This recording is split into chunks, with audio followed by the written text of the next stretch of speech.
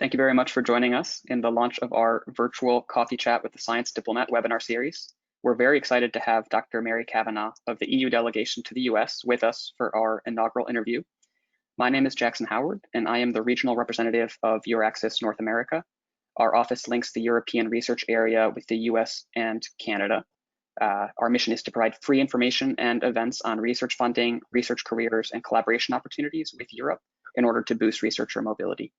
We are one of 8 EURAXESS hubs around the world, disseminating opportunities for researchers of all nationalities in all fields who want to create transatlantic partnerships. We also support the European scientific diaspora groups in North America, provide career development through trainings, webinars, and organize networking events. I'd like to start by briefly giving an overview of the concept for our webinar series, with a lot of great official publications by governments and embassies available, as well as formal presentations. We wanted to take a more conversational approach in a fireside chat format to see what we can learn from a casual conversation, much like a true coffee chat. In future editions, we will discuss science, technology, and innovation with leaders from the embassies of European countries, but we wanted to kick off the series with the pan-European perspective of the EU delegation. We will invite you to submit your questions via the questions box in your GoToWebinar control panel, which we will get to towards the end. There is no PowerPoint in this interview or presentation, so if our video appears small on your screen, you can click the maximize button or drag your window to enlarge it. And since we realize we are competing for your time against other webinars and conferences, our chat will last about as long as our cups of coffee. I hope you'll meet us for a quick virtual coffee chat in future interviews. And thank you again for joining us today as we launch the series. Our interviewee is Dr. Mary Kavanagh, who is the Minister Counselor for Research and Innovation at the European Union's delegation to the United States of America here in Washington, D.C. Her role involves raising awareness of opportunities for EU-US cooperation and exchange in research and innovation, facilitating that cooperation at both government agency and stakeholder levels. She also endeavors to keep her headquarters abreast of research and innovation policy developments in the USA. Prior to her current position in the US, she worked at the International Cooperation Directorate of the Directorate General for Research and Innovation at the European Union headquarters in Brussels.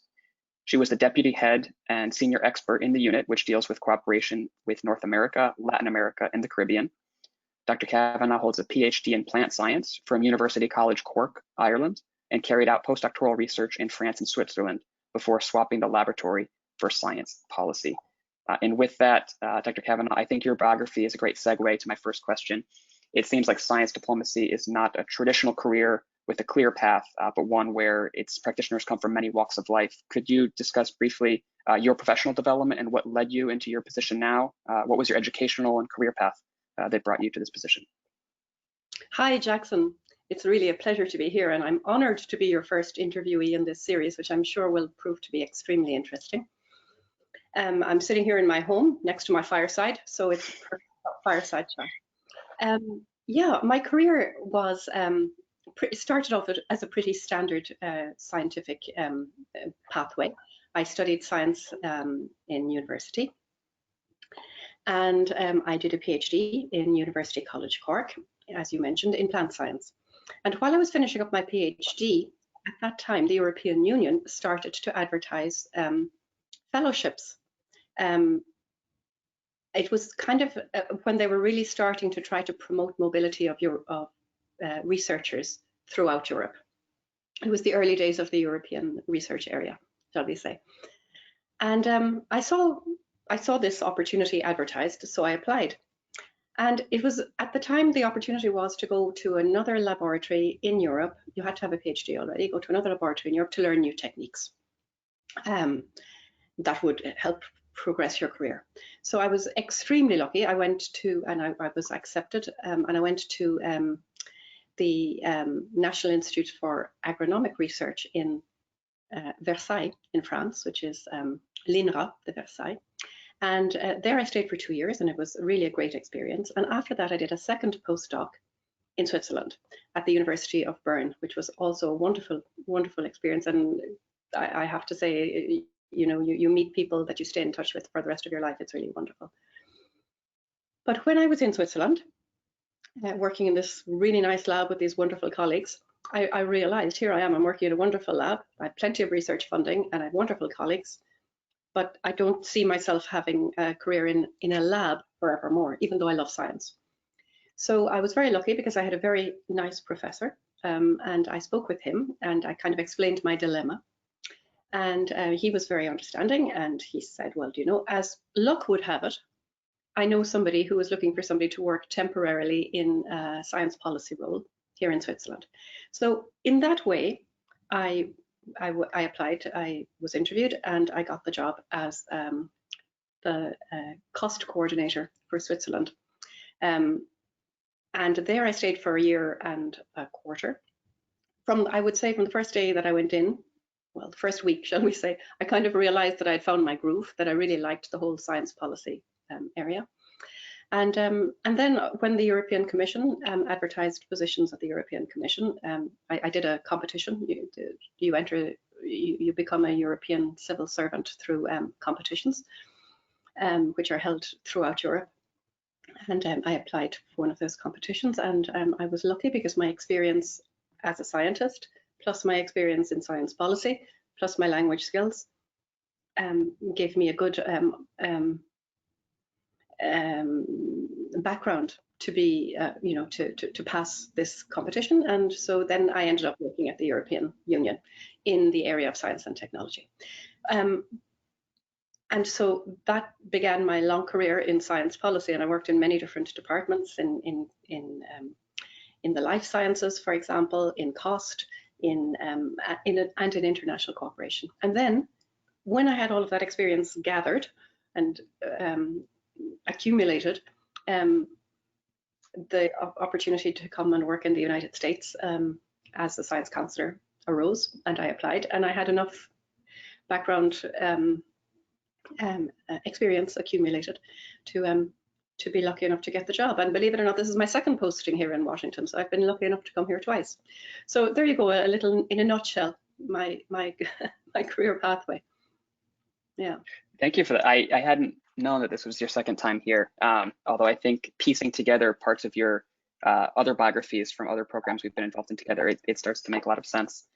So in your current position, can you explain the role of the EU delegation or your role specifically in promoting science and technology partnerships? Yeah, absolutely.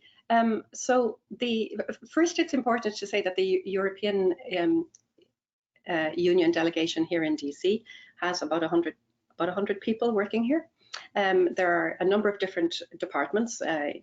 Trade department is obviously, the trade section is obviously a very important one. The political section is obviously a very important one.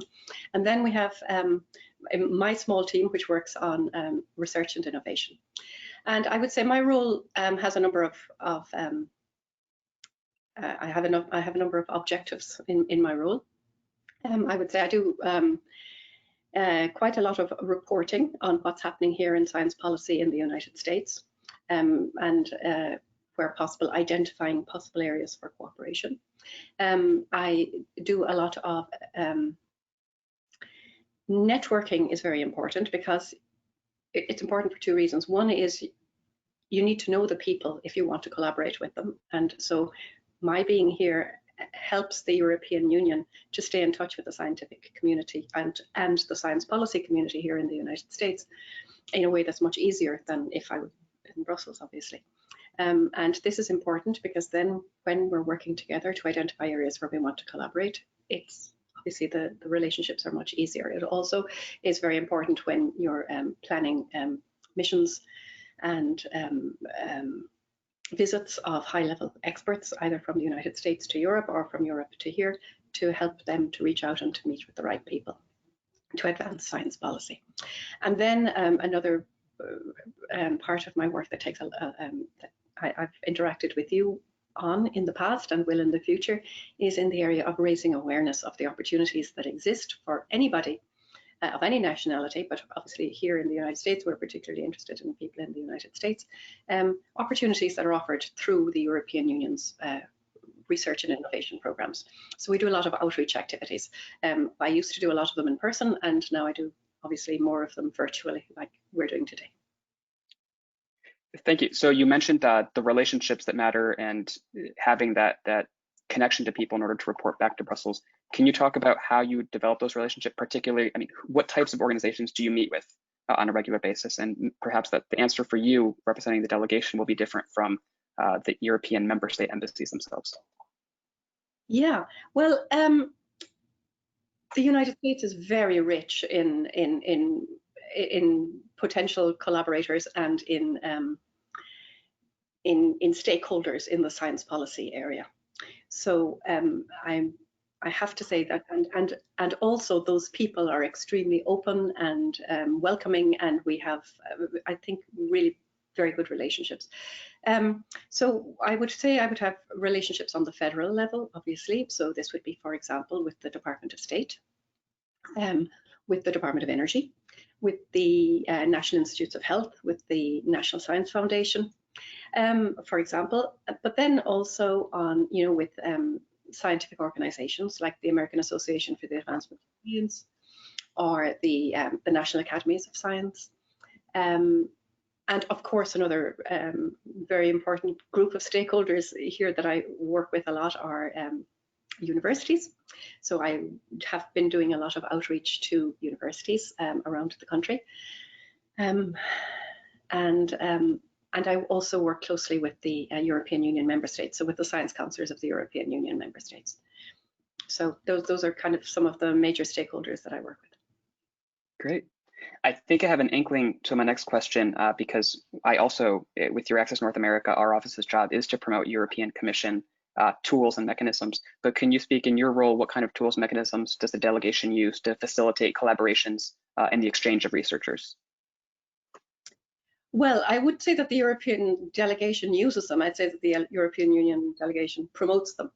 The major tool that we have is our framework program for research and innovation. So this is the European Union's framework program for research and innovation. These framework programs have existed for decades.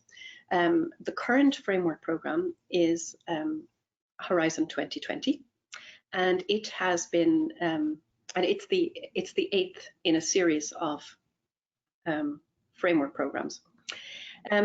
We're extremely lucky in Europe because the framework programs, because our budgetary cycle is a 7-year budgetary cycle. This is a big luxury, as you can imagine, for anybody here in the United States, where the budget cycle is annual. So this means that our framework program is a 7-year framework program. So we're able to plan quite a bit in advance. It has some flexibility, but we're also able to plan quite a bit in advance because we know what our budget is going to be over the next 7 years. So the budget for Horizon 2020 was approximately $80 billion over 7 years. Horizon 2020 covers all areas of research, from the physical sciences to medical sciences to the social sciences and the humanities. And it does this in through two, I like to say, two main pillars, one being promoting collaborative research and the other offering opportunities for individual researchers. The collaborative research projects are projects that are organized according to what we call societal challenges. So it's not just a chemistry project, for example. It could be a project on the chemical dynamics of climate change. It's the societal challenge that's the important, global societal challenge that's important. And then the projects that we fund, the collaborative research projects that we fund, are addressing these issues.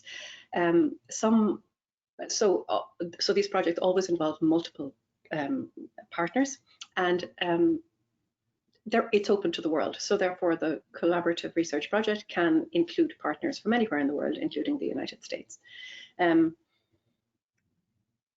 In some cases, notably for the United States in the area of health research, we can even fund the US partner. So this is important. Then the other main chunk of our research opportunities that we promote here are the opportunities for individual researchers. So these are the Marie Curie Fellowships, Marie Skłodowska-Curie Fellowships, and the European Research Council grants. Marie Skłodowska-Curie Fellowships are available to anybody of any nationality who is interested to go and work in Europe for a period of about 2 years in somebody else's lab. They're particularly attractive for postdocs, somebody who's interested to do a postdoc in Europe. The European Research Council grants are available to anybody, again, of any nationality who wants to go and establish a research group in Europe. So these are generally people who have a bit more experience than the people who are applying for Marie Curie fellowships, or at least they're people who are at a stage in their research career where they're ready to establish their own group. And in the European Research Council, it's very important that again, as I say, that it's open to anybody of any nationality, but the ideas must be really frontier research ideas, exciting, new, risky ideas. It's not for incremental research. And one thing I forgot to mention about the Marie Curie fellowships that's also a very interesting prospect for anybody here in the United States is that we also fund European researchers to go and spend some time outside of Europe, up to 2 years outside of Europe. And many of those researchers choose to come to the United States. So I think that's a very quick overview of Horizon 2020. I'm sure there are many other things that I could and should say, but I know that our time is a little bit limited, so Yeah. Well, it might not be possible to give a short introduction to Horizon Europe, but I was wondering if, because we're at the end of this 7-year framework program and the current Horizon 2020 is 2021, begins in less than 6 months from now, I was wondering if you wanted to just briefly introduce the next framework program, which I understand is still being discussed and finalized and negotiated with our attendees today. Absolutely. So Horizon 2020, as the name implies, was kind of started in 2013 with a horizon of 2020. So it will come to an end at the end of this year.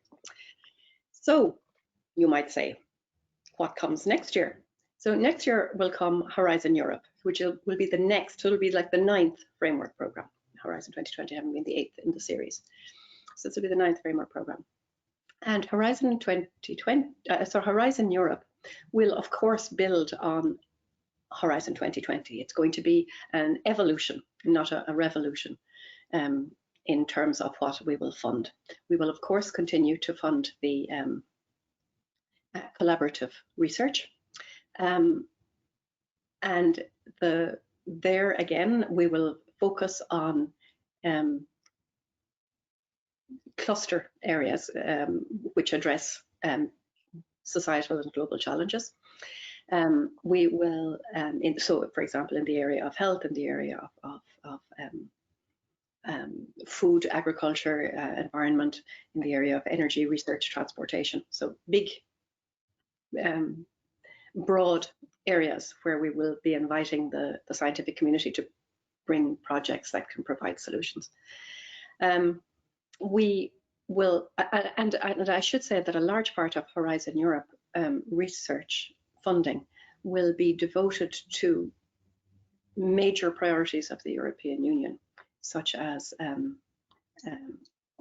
climate change research, the Sustainable Development Goals, and of course the European Green Deal, which is Europe's vision for a greener and healthier Europe going forward.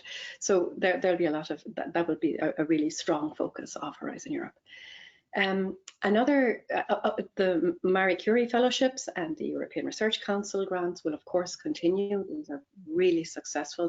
They're really jewels in our crown of research funding opportunities. So these are very important. Of course, international cooperation will remain very important.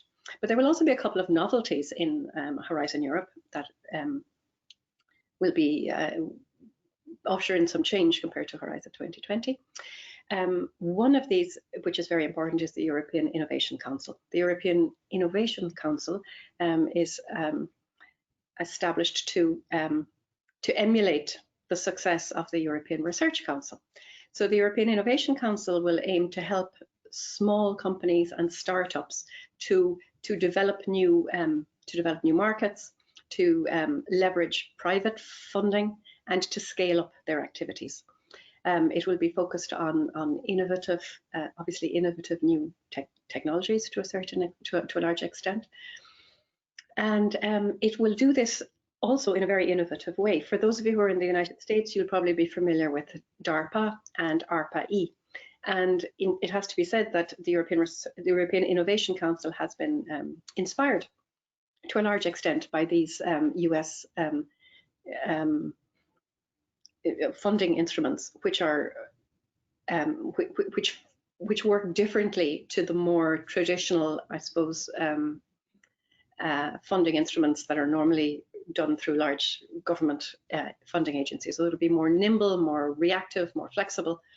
And also in terms of the type of funding, it will give both grants, it will be able to take equity in companies and use blended financing. So this will be will be very interesting and shows great promise. And we've already had a pilot phase and have been overwhelmed by in a very positive way, by the huge response and the number of companies who have applied for funding. Obviously, we couldn't fund them all, but what was really interesting was that there are so many innovative startups in Europe who really are looking to scale up and to expand their markets. So this is very promising. And of course, we only had a pilot, but now we'll be moving forward next year to the fully blown European Innovation Council, and at that stage we hope that we'll obviously be able to fund many more. And then finally, the other big innovation in Horizon Europe will be a mission-oriented approach. And this will be so in addition to the clusters, in addition to the EIC, in addition to Marie Curie and the European Research Council, we will have what we call missions. And the nearest thing I can compare them to is like the United States moonshot. The United States just said, listen, we're going to send a man to the moon. And that's what they did back in the day. And so our moonshots, there will be a number of them. And the idea is to identify topics that are close to the heart of European citizens, where European citizens want to see a result. They don't want to hear, we need more research. They don't want to hear, you know, well, this is what we think at the moment based on the information we have. They want answers and they want impact of research. And so, of course, in order to do that, you have to find the topics that you really want to focus on, ask specific questions, and give a timeline, and say, this, we want, you know, help us to find the answer to this, this, and this within this time. And so there was quite a broad interaction with the public and with scientists to identify what would be the best missions to focus on, at least in the short term. And so a number of missions have been identified. Cancer is one, smart cities and sustainable cities is another, resilience to climate change is another, clean and healthy oceans is another, and soil health and food is the fifth. So these will be areas where we will also be putting quite a bit of focus in the next in the coming years to bring real answers to questions and to questions that are dear to the heart of European citizens. And we hope also to be able to involve European citizens in this research. Thank you. Yeah. I would love to jump to a timely question and ask what the EU response to the coronavirus pandemic has been. Oh, the European Union has been very, very active in research and innovation regarding COVID-19. It's clearly one of the big issues of the day globally. There's no doubt about it. So very early on, really very early on, as early as January, and the European Union started to react. We have mobilized €1 billion from Horizon 2020 already to contribute to research and innovation. 450 million of this is to actual research projects on therapeutics testing and prevention, issues around therapeutics testing and prevention. 400 million is funding that's mobilized to support the European Investment Bank, because the European Investment Bank will invest in companies who need, for example, to scale up production facilities or something like that. And the European Innovation Council, as part of its pilot activities, the European Innovation Council has also invested 150 million euros in funding small companies and startups who are interested in, who are working in areas that are relevant to fighting this COVID pandemic.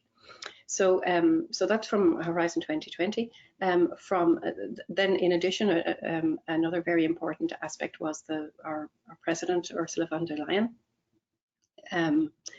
launched an extremely successful global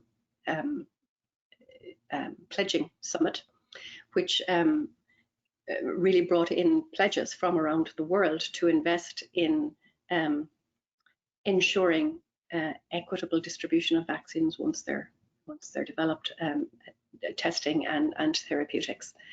So the last figure that I saw was 15.9 billion euros had been pledged globally around the world. So I think this is a fantastic was a fantastic result, and really I think showed the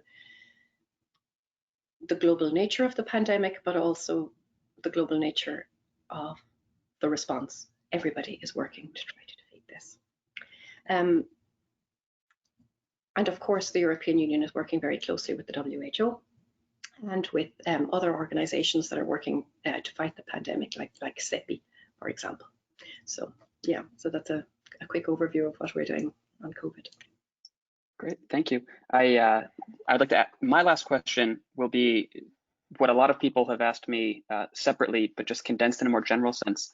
Do you have any recommendations to people in earlier stages of their education or job who want to get more involved in science diplomacy or science policy? I know a lot of these questions will end up being very industry specific or field specific, but because our audience is quite diverse today, I'm not sure if you have general points you want to leave them with. Yeah, well, thank you. I'd say that, well, as I mentioned in my own career, I mean, it wasn't that I set out to be a science diplomat to begin with. I actually, I don't think I know anybody of all the science diplomats that I know who set out to be a science diplomat. It doesn't happen like that. Because I think in order to become a science diplomat, you need to have a scientific background, or at least a good bit of scientific knowledge. And you also need to really know very well your own country and your own country's science policies and strategies. Most diplomats, the vast majority of diplomats are, of course, civil servants. They're civil servants, either in their national civil service or, in my case, in the European civil service. So obviously, an important step would be to see if there's a way to, to look at job opportunities that are offered in your national civil service, particularly in the area of foreign affairs. So this would be quite important. Not all science diplomats are scientists, but almost all of them are civil servants. Whether they're civil servants who work in the area of science, or whether they're civil servants who work in the area of foreign relations or technology. So this would be quite important. And if there are Europeans who are listening in, I can highly recommend, really highly recommend a career at the European Union. It's been wonderful for me. I've really enjoyed it. In order to join the European Civil Service, of course, you have to be European. But as I mentioned earlier, you join having successfully completed what are called concours competitions, which are held regularly throughout over the years. There may not be one on science every year, but every now and again one on science comes up. But you'll always find something that you can apply for, and then once you're in, you can move around. But all of those competitions are advertised on there's a European on the European Union website, which is the I have a blank, Jackson. It will come back to me. The EU and the US.org. No. Or Europa.ec.europa.eu. Pardon me. No, it's not that either. But there's a specific website for careers in the European. It's the European. European Personnel Selection Office. There you go. See, this is really unscripted. Yeah. Well, Personnel Office. It's EPSO, the EPSO website, and there anybody can go. It's actually surprisingly user friendly, and it tells you about the competitions that are coming up, that you might be interested to apply for, and there are different types of category that you can apply for. Sometimes they're positions, the competitions are maybe for agencies where you have a finite contract, or there might be competitions for officials, which are permanent contracts. But it's certainly worth a look, the European Personnel Selection Office. But of course, the European Personnel Selection Office is only one among all of the European Union member states. And so if you're from France or from Ireland, it's recommend that you look at your own national civil service websites, because I can honestly say that in the almost all of the national science diplomats that I've met have been really fantastic people and great to work with. So I encourage you to consider a career in science diplomacy, for sure. Great. Well, I'll be sending that link right now in the chat box. I'm encouraging everyone in attendance still to please submit more questions via the question box. Mary, while we have you, I would love to continue asking through, at this point, audience questions. I noted, like I said, a lot of these end up being career related, and we have multiple questions asking about those in the humanities and social sciences. And I think both your career path and how you explained the many different sort of awards and funding mechanisms that got you to where you are, as well as EPSO, are very relevant to everyone here. So please do check out that link, everyone, that I've just sent. We have an audience question that may not be exactly related to the United States, but representing the entire European Union. I think you may have some insights on this. In which ways can science diplomacy be encouraged on the African continent, since it seems geared towards developed nations? So what is being done from the European Commission perspective? Well, I really don't think that science diplomacy is only the purview of developed countries. I think that in developing countries, the science diplomacy can play a really huge role, because for example, the European Union, Africa is very important to the European Union. Obviously, it's a very close neighboring continent. And particularly in the area of science and technology, we have been working for decades with Africa. I mentioned earlier that we usually expect the United States to bring its own funding to the table if they're collaborating with us in collaborative research projects, except in the area of health. In the case of Africa, we will automatically, if there's an African partner in a project that is selected, we will automatically fund the African partner, and this we have done for decades. So we're very, very interested in building up the science and technology base in Africa, because we truly believe that it is the source of economic growth and better quality of life in Europe, but of course everywhere else in the world as well, including in Africa. So we have been investing in Africa, but also we've been investing in partnership with Africa, because obviously there's a huge amount of expertise and knowledge in Africa as well. That's obviously that African scientists bring to the table. So I would say that we have been, it probably wasn't called science diplomacy, because science diplomacy is a relatively new buzz phrase, but we have been involved in what's now called science diplomacy with Africa for a very long time. We have had great interactions with many African countries, and in particular with the African Union. And there I'd like to even mention that at the very highest level of science diplomacy, only last week, there was a ministerial meeting of the science ministers of the European Union together with the science ministers of the African Union. Obviously it was held virtually, but I mean, even at the very highest level, there is a recognition of the importance of partnership between Europe and Africa in science and technology. And science diplomacy, of course, promotes that and supports it. Yeah, we have a number. I should have a number. Just just to finish on Africa, because it is such an important topic, and thank you whoever sent the question. We have a number of partnerships with Africa in science and technology that we've built up over the years. One is probably the one that perhaps is best known is the EDCTP, the European Developing Countries Clinical Trials Partnership, which has been going for several years and which is now doing really important work on the COVID pandemic. But we also have partnerships in food security and agriculture, and in climate and environment. Okay. In seeing other questions come up stemming from this, I want to just invite the audience, if at any point a certain topic sort of lights a fire and becomes of strong interest to you, and you would like to break off into smaller groups in the future, maybe we can start some email trains.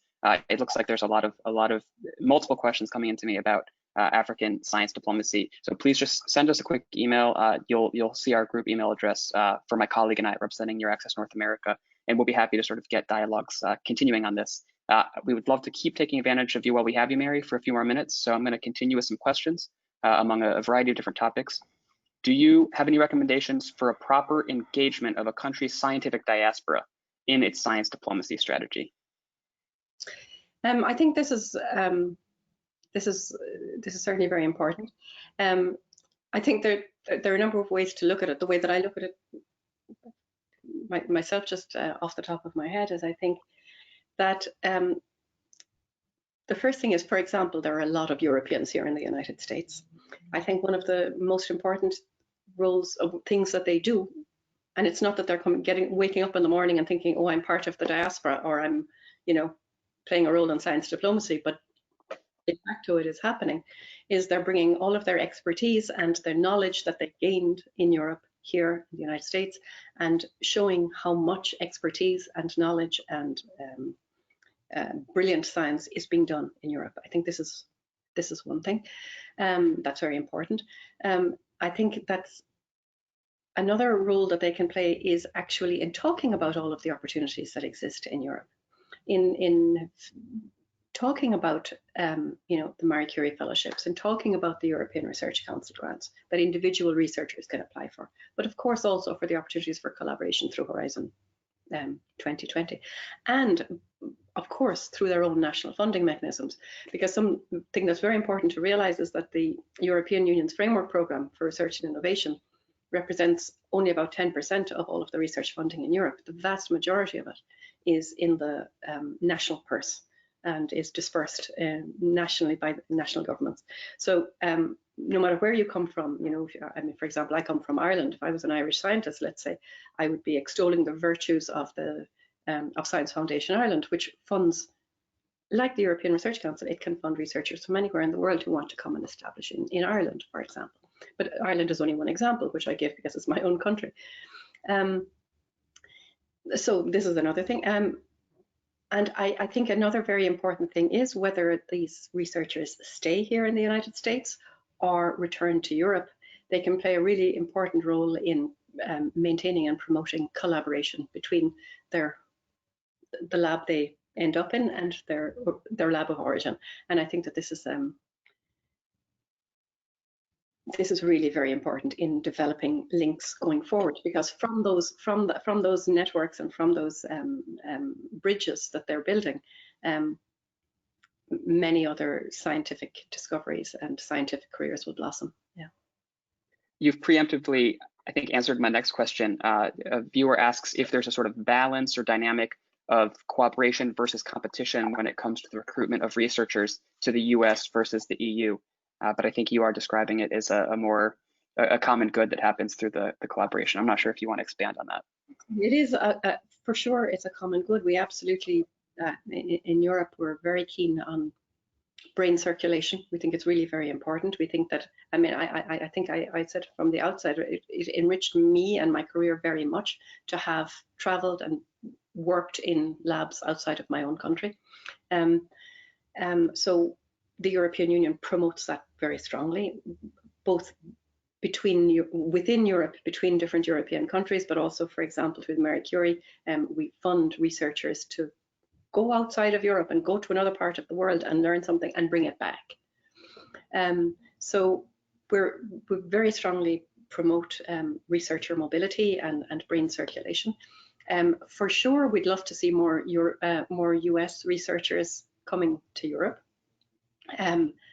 using ERC funding or using Marie Curie individual fellowships, or one of the many national schemes that exist. We'd love to see more, but overall, we're very encouraging to people who want to move and be mobile in their research career.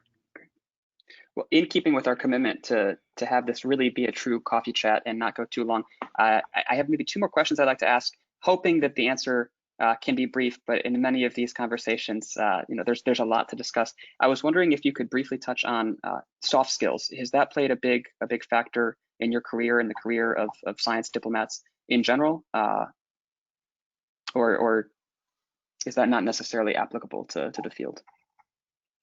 Well, you can't be too hard-headed if you want to find compromises and if you want to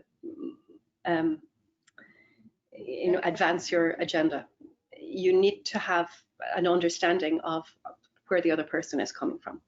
It's the same in everything in life, I guess, but I think it's particularly the case in diplomacy. And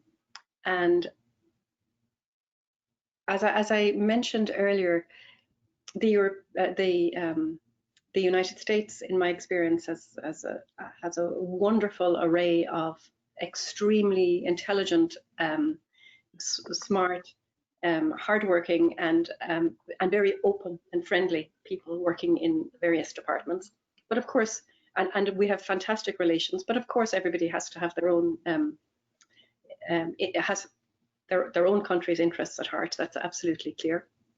But nevertheless, certainly, I think that in having friendly relations with people, and it makes a big difference. And you can building up trust is extremely important. That if you have a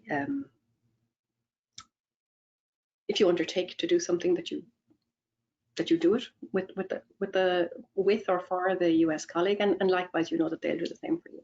So therefore, yeah, I think that the soft skills are not irrelevant. They're very relevant, but all skills are really, you have to use every skill that you can in every job. Well said. I'll close off with a quick question. Someone's just personally curious, do you keep up with the current research in your field of plant science, or are you not quite able to do that with the time demands of your current position? Well, Jackson, you hit on a very good point. If you ask me what was my biggest challenge in my work, I would say it's time, because there's never enough time, and I work in a huge country representing a gigantic program, a European program, and I have a wonderful team of 2 colleagues who work with me, and we really do as much as we can, but my goodness, we don't have the time to do everything we would love to do. And I have to admit, I don't keep up to date absolutely with what's happening in plant science, but frankly, it would be impossible, because science, as everybody who's listening, is exploding. So it's as much as I can do to keep up with what the new techniques are, but I have to admit, I don't follow I don't follow closely the topic that I did my PhD on. No, not anymore. Well, in keeping with the theme of not having enough time, I won't keep you any longer. I would like to thank everyone for attending our first interview in the series, and I appreciate your perspective covering the entire European Union, Dr. Kavanagh. So thank you very much. And I would also like to invite everyone to sign up for the next edition of this series, taking place on August 20th. We will be interviewing Simone Pocher of OSTA, the Office of Science and Technology Austria, at the Austrian Embassy in Washington, D.C. You will get an automatic follow-up email from us tomorrow with a sign-up link. Thank you all once again for joining. We hope to see you next month, and thank you in particular, Dr. Kavanagh. Thank you. Goodbye, everybody. Great. Thank you. It was fun.